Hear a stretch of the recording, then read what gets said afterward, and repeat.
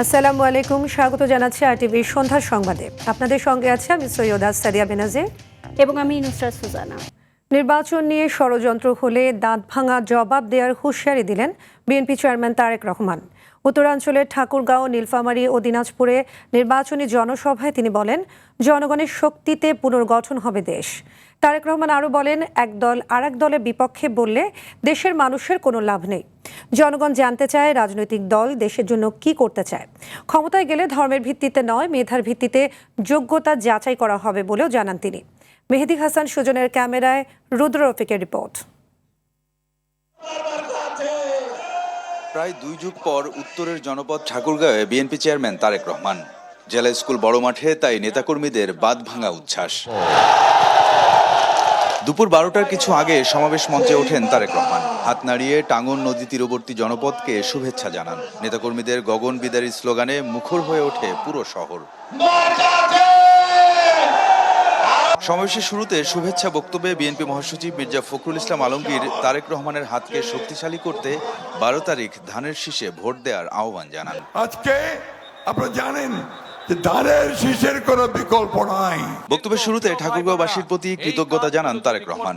তুলে ধরেন অবহেলিত ঠাকুরগাঁওকে বদলে দেওয়ার সুনির্দিষ্ট রূপরেখা। এই এলাকাকে কৃষি নির্ভর শিল্প আমরা এখানে বিকশিত করব। যে কৃষির সাথে সম্পর্কিত যত শিল্প আছে সেই সকল শিল্প কলকারখানা আমরা এই সমগ্র এলাকার মধ্যে গড়ে তুলতে চাই। উন্নয়নের এই ফিরিস্তির পাশাপাশি রাষ্ট্র মেরামতের 31 দফার ক্যানভাসে তিনি তুলে ধরলেন ফ্যামিলি কার্ড আর কৃষি কার্ডের জাদুকরী পরিকল্পনার কথা।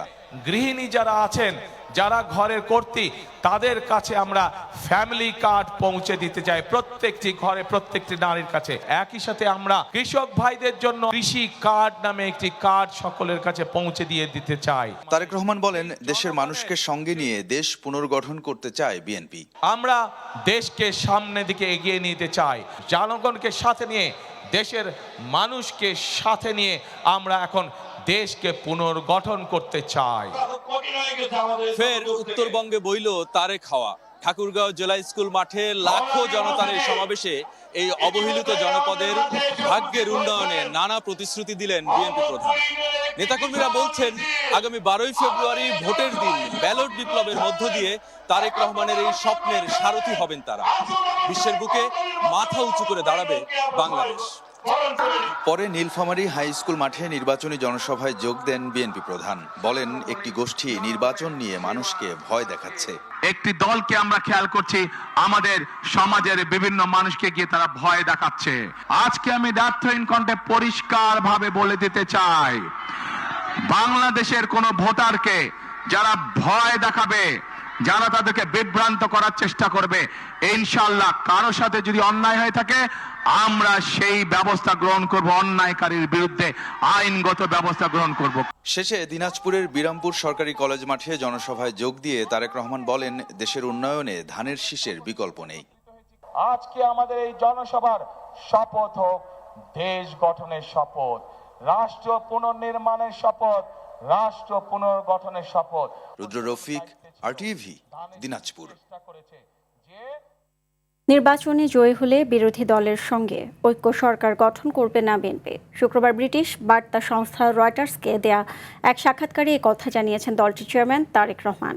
তিনি বলেন, এককভাবে নির্বাচনে জয়ের ব্যাপারে আত্মবিশ্বাসী বিএনপি, তাই সরকার গঠনের জন্য অন্য কোনো দলের প্রয়োজন হবে না। শুক্রবার দলীয় কার্যালয়ে দেয়া সাক্ষাৎকারে ঐক্য সরকারের সম্ভাবনা নিয়ে প্রশ্নের জবাবে তারেক রহমান বলেন, প্রতিপক্ষের সঙ্গে সরকার গঠন করলে দেশে কোনো বিরোধী দল থাকবে না, তবে জামায়াতে ইসলামী ভালো প্রতিপক্ষ হবে বলে মন্তব্য করেছেন বিএনপি চেয়ারম্যান। একটি দল পরিকল্পিতভাবে ইলেকশন ইঞ্জিনিয়ারিংয়ের প্রস্তুতি নিচ্ছে বলে অভিযোগ করেছেন বিএনপির কেন্দ্রীয় নির্বাচন পরিচালনা কমিটির মুখপাত্র মাহাদি আমিন। বলেন, লক্ষ্মীপুরে সেই দলের নেতাদের দ্বারা ভোটের সিল তৈরির ঘটনা তারই প্রমাণ। ধর্মীয় অনুভূতিকে অপব্যবহার করে এবং জাল ভোট দেওয়ার উদ্দেশ্যে বিপুল সংখ্যক বোরখা এবং নিকাব প্রস্তুত করা হয়েছে, এমন তথ্য বিএনপির কাছে আছে বলেও জানান তিনি। দুপুরে গুলশানে বিএনপি নির্বাচন পরিচালনা কমিটির কার্যালয়ে সংবাদ সম্মেলনে তিনি এসব কথা বলেন। এছাড়া রবি ও সোমবার রাজধানীতে 14টি জনসভায় তারেক রহমান অংশ নেবেন বলেও জানান তিনি। আমরা পরিতাপের সঙ্গে লক্ষ্য করছি যে সেই রাজনৈতিক দলটি পরিকল্পিতভাবে ইলেকশন ইঞ্জিনিয়ারিং এর প্রস্তুতি নিচ্ছে বিভিন্ন জায়গায়। লক্ষ্মীপুরে সেই দলের নেতাদের দ্বারা ভোটের সিল তৈরির ঘটনা তারই প্রমাণ। পাশাপাশি আমরা বিভিন্ন জায়গা থেকে খবর পাচ্ছি যে ধর্মীয় অনুভূতিকে অপব্যবহার করে এবং জাল ভোট দেওয়ার উদ্দেশ্যে বিপুল সংখ্যক বোরখা এবং নিকাব প্রস্তুত করা হচ্ছে। এই পরিপ্রেক্ষিতে নির্বাচন কমিশনের প্রতি জোরালো আহ্বান জানানো যাচ্ছে যে প্রতিটি ভোট কেন্দ্রে নারী কক্ষে অবশ্যই পর্যাপ্ত সংখ্যক নারী পোলিং অফিসার নিয়োগ নিশ্চিত করতে হবে। ক্ষমতায় গেলে ন্যায় বিচার টাকার কাছে বিক্রি হবে না বলে প্রতিশ্রুতি দিয়েছেন জামায়াতের আমির ডাক্তার শফিকুর রহমান। তিনি বলেন, ধর্মের ভিত্তিতে দেশকে আর বিভক্ত হতে দেওয়া হবে না। হবিগঞ্জের নিউফিল্ড মাঠের জনসভায় এসব কথা বলেন তিনি। পরে মৌলভীবাজারের সমাবেশে গিয়ে আমির বলেন, নির্বাচিত হয়ে যুবকদের হাতে দেশকে তুলে দেবে তার দল। সবশেষ সিলেটের জনসভায় বক্তব্য রাখেন ডাক্তার শফিকুর। প্রতিনিধিদের পাঠানো তথ্যচিত্র আরও জানাচ্ছেন আব্দুল হামিদ। 11 দলীয় জোটের নির্বাচনী প্রচারে যোগ দিতে আজ সিলেট বিভাগের 3 জেলা সফর করেছেন জামায়াত ইসলামীর আমির ডাক্তার শফিকুর রহমান। সকাল 10টায় হবিগঞ্জের নিউফিল্ড মাঠে আয়োজিত জনসভায় যোগ দেন তিনি। আমরা সব ধরনের বিভক্তিকে ঘৃণা করি আর বাংলাদেশকে আর বিভক্ত করতে দেব না। এ সময় দুর্নীতিবাজ আর অসৎ নেতৃত্বের কারণে দেশের ভাগ্য বদলায়নি উল্লেখ করে আমির বলেন, বংশানুক্রমিক ক্ষমতার রাজনীতির ধারা বদলে দেবে জামাত। এই দেশে বংশানুক্রমে আমরা দেখতেছি রাজার ছেলে রাজা হয়, রানীর ছেলে রানী হয়। আমরা সে দ্বারা পাল্টে দিতে চাই। ভোট বিজয়ী হলে পুরানা পচা রাজনীতির চরিত্র এবং চিত্র পাল্টে যাবে ইনশাআল্লাহ। পরে নিজ জেলা মৌলভীবাজারের কুলাউড়ার নবীনচন্দ্র মাঠে আয়োজিত জনসভায় অংশ নিয়ে আমির বলেন, দেশ বদলে দেওয়া তরুণদের স্বপ্ন বাস্তবায়নে ভবিষ্যতে আপসীনভাবে কাজ করবে তার দল। এমন কোনো দেশ খুঁজে পাওয়া যাবে না যেখানকার যুবকরা এগিয়ে দেশটাকে বলে দেয়নি। যুবকদের হাত আমাদের থেকে অনেক শক্তিশালী। এরাই বাংলাদেশ।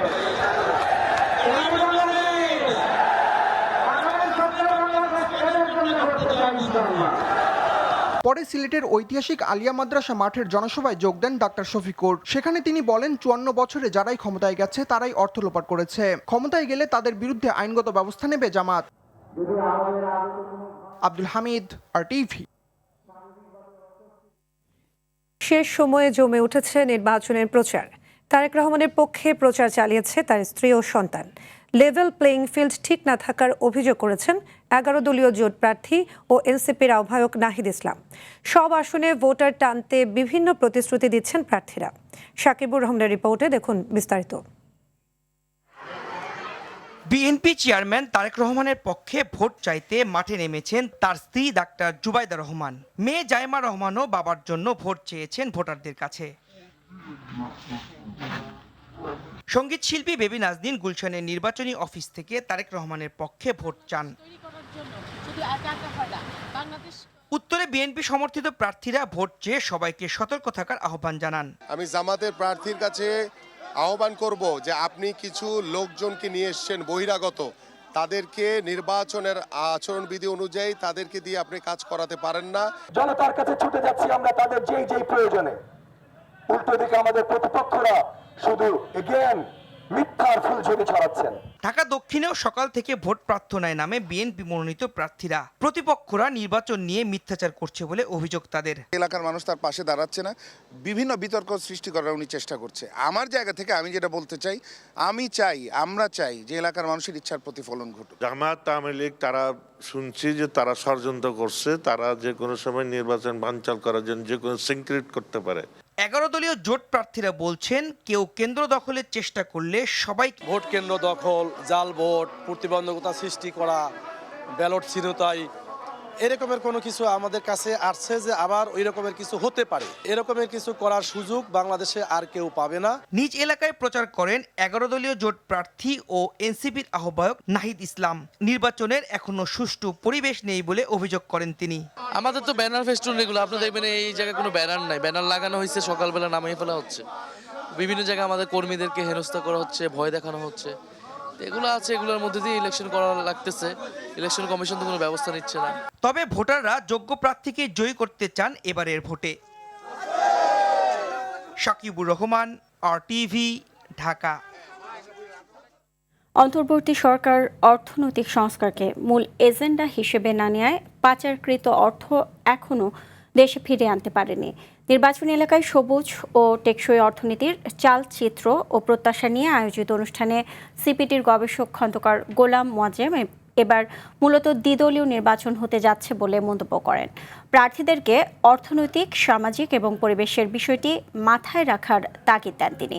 বিগত সরকারের নেওয়া বিভিন্ন ফসিল ফুয়েল ভিত্তিক বিদ্যুৎ প্ল্যান্টের কারণে দেশের অনেক ক্ষতি হয়েছে জানিয়ে কাঠামোগত কারণে গণভোটের ফলাফল নিয়ে সমস্যা হতে পারে, তাই নির্বাচনের দিকে বেশি মনোযোগ দেওয়ার কথা বলছে সিপিডি।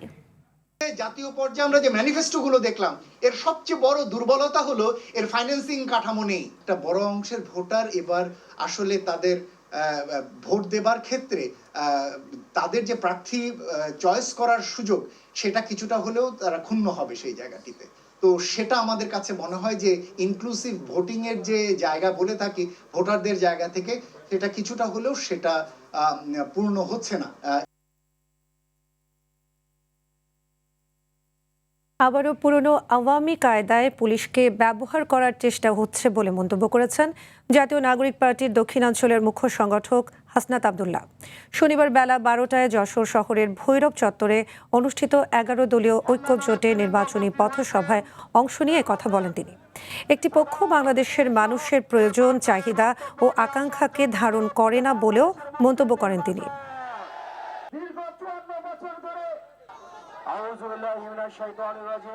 ভারতের দালালি এবং গোলামি করার জন্য প্রস্তুতি নিচ্ছে একটা পক্ষ, যারা বাংলাদেশের ভূমি থেকে, বাংলাদেশের গণমানুষ থেকে যুগের পর যুগ বিচ্ছিন্ন থাকার কারণে তারা বাংলাদেশের মানুষের প্রয়োজন, বাংলাদেশের মানুষের চাহিদা, বাংলাদেশের মানুষের আকাঙ্ক্ষা থেকে তারা যোগ যোগ এবং শত শত মাইল দূরে থেকে তারা বাংলাদেশের মানুষের আকাঙ্ক্ষাকে আর ধারণ করে না।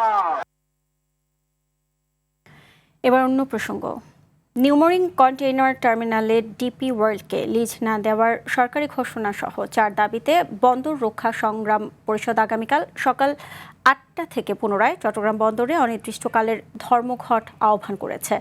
দুপুরে চট্টগ্রাম প্রেস ক্লাবে সংবাদ সম্মেলন করে এ কর্মসূচি ঘোষণা করেন চট্টগ্রাম বন্দর রক্ষা পরিষদের সমন্বয়ক মোহাম্মদ ইব্রাহিম খোকন। এছাড়াও বন্দরের বর্তমান চেয়ারম্যানকে পদ থেকে প্রত্যাহার করা সহ বিগত আন্দোলনে কর্মচারীর বিরুদ্ধে নেওয়া শাস্তিমূলক ব্যবস্থা বাতিল করে প্রত্যেক কর্মচারীকে চট্টগ্রাম বন্দরের স্ব পদে পুনর্বহাল করতে হবে। চট্টগ্রাম বন্দর রক্ষা সংগ্রাম পরিষদ আগামীকাল 8 ফেব্রুয়ারি 2026 পুনরায় সকাল 8টা থেকে অনির্দিষ্টকালের জন্য ধর্মঘট আহ্বান করেছে। কোনো কর্মচারী ধর্মঘট চলাকালীন কাজে যাবে না। সংশ্লিষ্ট সকল কর্মচারীকে উক্ত ধর্মঘট পালন করার জন্য আমরা উদাত্ত আহ্বান জানাচ্ছি। আবারও নির্বাচনের খবর। জামায়াত ও শিবির আওয়ামী স্টাইলে ভোটের মাঠে উস্কানি দিয়ে বিশৃঙ্খলা সৃষ্টির চেষ্টা করছে বলে অভিযোগ করেছেন নোয়াখালী 1 আসনে ধানের শীষের প্রার্থী ব্যারিস্টার মাহবুব উদ্দিন খোকন। শনিবার দুপুরে নোয়াখালীর সোনাইমুড়ির দেউটি সরকারি প্রাথমিক বিদ্যালয়ে নির্বাচনী প্রচারণায় তিনি এই অভিযোগ করেন। নির্বাচনের মাঠে প্রশাসন এবং নির্বাচন কমিশন স্বচ্ছতা বজায় রাখতে না পারলে 24-এর গণঅভ্যুত্থান ব্যর্থ হবে বলে মন্তব্য করেন তিনি। নির্বাচনী সভা এই ভোট যুদ্ধে কে জিতবে? স্বাধীনের পক্ষে শক্তি জিতবে না যারা বাংলাদেশ চায় নাই একত্রিশের ধারা জিতবে? এই সিদ্ধান্ত আমাদের 4কে সমিতিতে নিতে হবে। আপনি বিএনপি করেন, অবশ্যই ধানের শীষে ভোট দেবেন।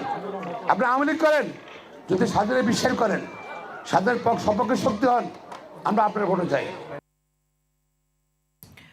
ঢাকা 14, 16 ও 18 আসনের মধ্যে 18% ভোট কেন্দ্রকে ঝুঁকিপূর্ণ ঘোষণা করা হয়েছে বলে জানিয়েছেন সেনাবাহিনীর Mirpur camp commander lieutenant colonel SM Fuad Masrur. রাজধানীর মিরপুরে ইনডোর স্টেডিয়ামে জাতীয় সংসদ নির্বাচন, ঢাকা 14, 16 ও 18 আসনের সার্বিক নিরাপত্তা ও নির্বাচনের সামগ্রিক প্রস্তুতি নিয়ে কথা বলেন তিনি। তিনি বলেন, ঢাকা 14 ও 16 আসনকে অধিক ঝুঁকিপূর্ণ হিসেবে চিহ্নিত করা হয়েছে। ভোটারদের নির্বিঘ্নে আসা যাওয়ার বিষয়ে সজাগ থাকার কথাও জানান তিনি। বলেন অধিক ঝুঁকিপূর্ণ, মধ্যম ও সাধারণ হিসেবে ভোট কেন্দ্র চিহ্নিত করে সেই হিসেবে ব্যবস্থা নেওয়া হচ্ছে। তিনি বলেন সংবাদ মাধ্যমের তথ্য যাচাই করে সংবাদ প্রকাশ করতে হবে। নির্বাচনের সাংবাদিকদের নিরাপত্তা দেবে সেনাবাহিনী বলেও জানান তিনি। হাদি হত্যার বিচারের দাবিতে আন্দোলনকারীদের উপর প্রশাসন অতিরিক্ত বল প্রয়োগ করছে বলে দাবি করেছেন ঢাকা ৬ আসনের বিএনপি মনোনীত প্রার্থী ইশরাক হোসেন। শনিবার দুপুরে আগারগাঁওয়ের নির্বাচন ভবনে সিনিয়র সচিব আখতার আহমেদের সাথে সাক্ষাৎ শেষে তিনি এ দাবি জানান। এ সময় এক প্রশ্নের জবাবে তিনি বলেন, কিছু ক্ষেত্রে প্রশাসন পক্ষপাতমূলক আচরণ করছেন, তবে বিএনপি সংঘাত নয়, শান্তিপূর্ণ নির্বাচন চায়। মূলত ইশরাক হোসেন তার নির্বাচনী এলাকা কসমোপলিটন স্কুলে লাঠি পাওয়ার ঘটনায় ওই কেন্দ্রটি পরিবর্তন দাবি এবং সুটাপুর থানার ওসির পক্ষপাতমূলক আচরণের জন্য তাকে পরিবর্তনের 2টি অভিযোগ নিয়ে নির্বাচন কমিশনে আসেন। তাহলে তো অত্যন্ত শান্তিপূর্ণ রয়েছে। তফসিল ঘোষণা হওয়ার দিন বা পরদিন শরীফ ওসমান হাদিকে যেভাবে হত্যা করা হলো, এই ঘটনাটা আসলে হৃদয় বিদারক এবং এখন পর্যন্ত কিন্তু এটার কোনো সুরাহা আমরা দেখলাম না। এবং গতকালকে তার বিচারের দাবিতে যারা আন্দোলন করলো তাদের উপরে অত্যাধিক বল প্রয়োগ করা হয়েছে বলে আমার মনে হয়েছে। কারণ ইতিপূর্বে আমরা দেখেছি যে বিভিন্ন জায়গায় মব হয়েছে, দাঁড়িয়ে থেকেছে, কিছু করেনি। আবার যখন প্রয়োজন হয়েছে এই সরকারের, তখন তারা বল প্রয়োগ করছে। নির্বাচন পরিস্থিতি ঢাকাতে অত্যন্ত শান্তিপূর্ণ রয়েছে। রাজধানীর ভাসানটেকে অগ্নিকাণ্ডে ক্ষতিগ্রস্ত পরিবারের মাঝে খাদ্য সামগ্রী বিতরণ করেছেন বিএনপি চেয়ারম্যান তারেক রহমানের স্ত্রী ডাক্তার জুবাইদা রহমান। সকালে জিয়াউর রহমান ফাউন্ডেশন আয়োজিত সম্প্রতি অগ্নিকাণ্ডে ক্ষতিগ্রস্ত পরিবারের মাঝে খাদ্য সামগ্রী বিতরণ করেন তিনি। এ সময় ভাসানটেক সরকারি কলেজ মাঠে ফ্রি ওষুধ বিতরণ ও মেডিকেল ক্যাম্প করে ড্যাব। ভাসানটেক ও এর আশেপাশের এলাকার বাসিন্দাদের চিকিৎসাপত্র ও গ্যাস্ট্রোলিভার রোগীদের ফ্রি ওষুধ বিতরণ করে তারা।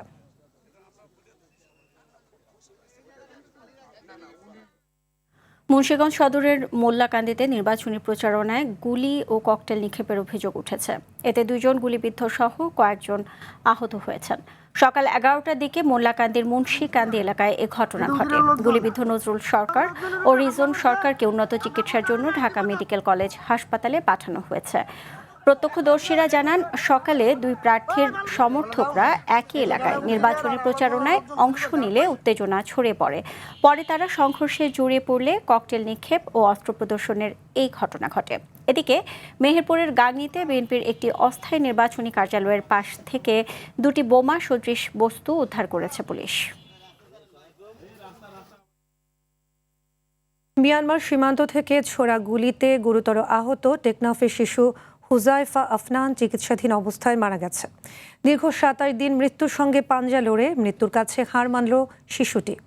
সকাল 9:45 ঢাকার জাতীয় ইনস্টিটিউট অফ নিউরোসায়েন্স ও হাসপাতালে চিকিৎসাধীন অবস্থায় তার মৃত্যু হয়।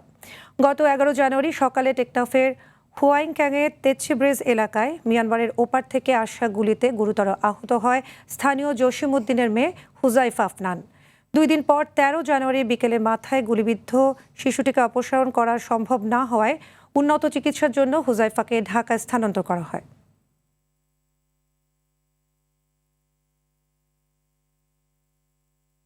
এবার ন্যাশনাল লাইফ ইন্স্যুরেন্স আন্তর্জাতিক সংবাদ। ওয়াশিংটন যদি ইরানের ভূখণ্ডে হামলা চালায়, তাহলে ওই অঞ্চলে থাকা যুক্তরাষ্ট্রের ঘাঁটিগুলোতে পাল্টা হামলা চালাবে ইরান। আল জাজিরাকে দেয়া এক সাক্ষাৎকারের এই হুমকি দিয়েছেন ইরানের পররাষ্ট্রমন্ত্রী আব্বাস আরাকচি। এদিকে বৈঠক শেষ না হতেই ইরানের রপ্তানি বাণিজ্যে আঘাত হানল যুক্তরাষ্ট্র। তেহরান থেকে পণ্য কিংবা সেবা আমদানিকারক দেশগুলোর ওপর শুল্ক আরোপের ঘোষণা দিয়েছেন মার্কিন প্রেসিডেন্ট ডোনাল্ড ট্রাম্প। শুক্রবার মার্কিন পররাষ্ট্র দপ্তরের মুখপাত্র টমি পিক্ট বলেন, তেল রপ্তানি থেকে অর্জিত রাজস্ব বিশ্বজুড়ে অস্থিতিশীল কর্মকাণ্ডে চালাতে এবং দেশের ভেতরে দমনপীড়ন জোরদার করতে ব্যবহার করছে খামেনি প্রশাসন। তাই ইরানের তেল রপ্তানি কমিয়ে আনতে প্রতিশ্রুতিবদ্ধ ওয়াশিংটন। এর আওতায় তুরস্ক, ভারত ও সংযুক্ত আরব আমিরাত সহ বিভিন্ন দেশের 14টি জাহাজ, 15টি প্রতিষ্ঠান এবং 2 ব্যক্তির সঙ্গে সব ধরনের লেনদেন নিষিদ্ধ হবে।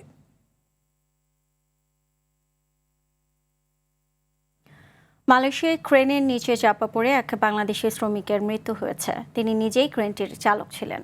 Kuala Lumpur traffic investigation and enforcement ডিপার্টমেন্টের প্রধান এসিপি মোহাম্মদ জামজুরি মোহাম্মদ ইসা বলেছেন, স্থানীয় সময় শুক্রবার রাতে জালানপেড়া এলাকায় এ দুর্ঘটনা ঘটে।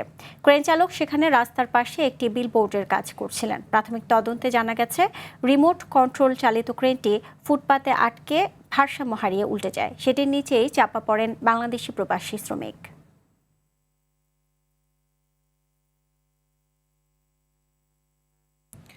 ফিলিস্তিন মধ্যপ্রাচ্যের নৈতিক কম্পাস।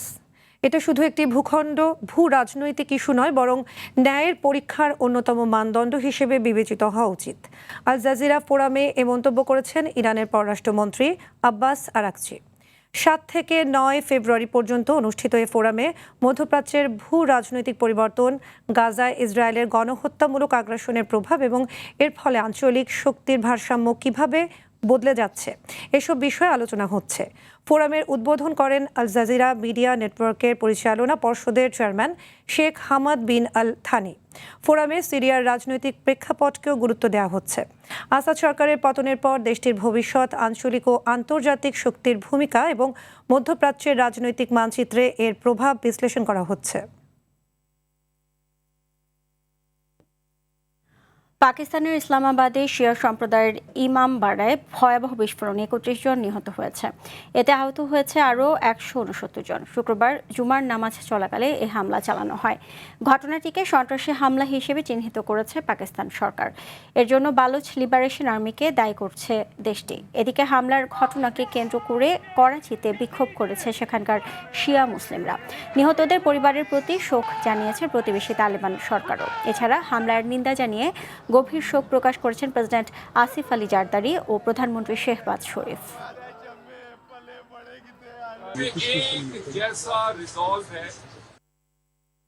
ভারতের মেঘালয়ে কয়লা খনিতে বিস্ফোরণের ঘটনায় মৃতের সংখ্যা বেড়ে দাঁড়িয়েছে 25 জনে। শুক্রবার আরও 7টি মৃতদেহ উদ্ধারের পর হতাহতের এই সংখ্যা জানায় ভারতীয় গণমাধ্যমগুলো। এর আগে পুলিশ জানায়, বৃহস্পতিবার মেঘালয়ের পূর্ব জয়ন্তিয়া হিলসের উমপাং পুলিশ আউটপোস্টের আওতাধীন একটি অনুমোদনহীন খনির ভেতরে এই বিস্ফোরণ ঘটে, যেখানে বিপজ্জনক শাট হোল মাইনিং পদ্ধতিতে কয়লা উত্তোলন করা হচ্ছিল, যা মূলত 3 থেকে 4 ফুট সরু সুড়ঙ্গ খনন করা হয়। মেঘালয়ের কিছু অংশে প্রচলিত এই পদ্ধতিটি 1 দশকেরও বেশি সময় ধরে সরকারিভাবে নিষিদ্ধ। এ ঘটনায় ইতোমধ্যে 2 জনকে গ্রেপ্তার করা হয়েছে বলে জানিয়েছে পুলিশ। দর্শক, জমে উঠেছে ত্রয়োদশ জাতীয় সংসদ নির্বাচন। আলোচনার ঝড় উঠছে চায়ের কাপে। সেই তর্ক বিতর্ক, আলোচনা সমালোচনা তুলে আনতেই আমাদের এবারের আয়োজন হ্যাপি কাউ প্রেজেন্টস চায়ের আড্ডায় নির্বাচন।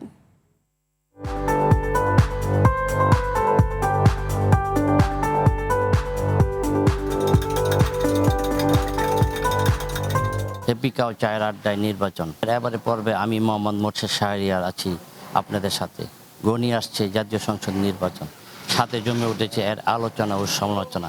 তা নিয়েই এবারে আড্ডায় আমি উপস্থিত নরসিংদী 1 আসনে। এলো instant milk powder happy cow, যেমন সাশ্রয়ী তেমনি পুষ্টিগুণে ভরপুর। হ্যাপি কাউ, গরুর দুধের স্বাদ সবাই পাক।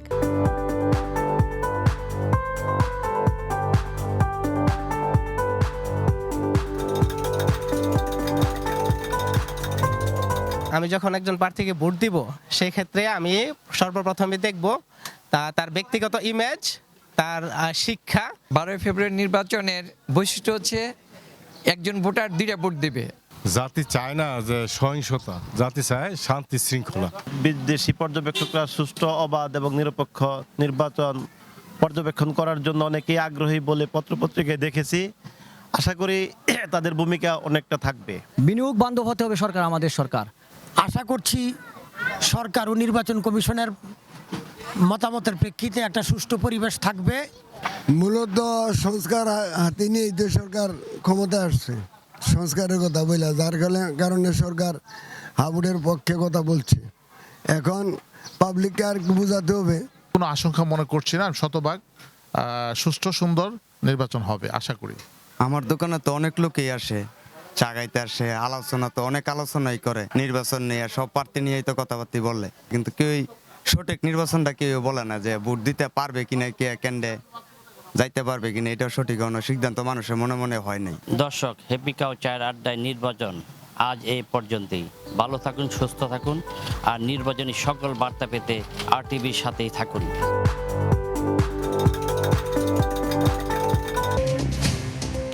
সন্ধ্যার সংবাদ এ পর্যন্তই। রাতের সংবাদ 11:15টায় দেখার আমন্ত্রণ রইল। এতক্ষণ সাথে থাকার জন্য সবাইকে ধন্যবাদ।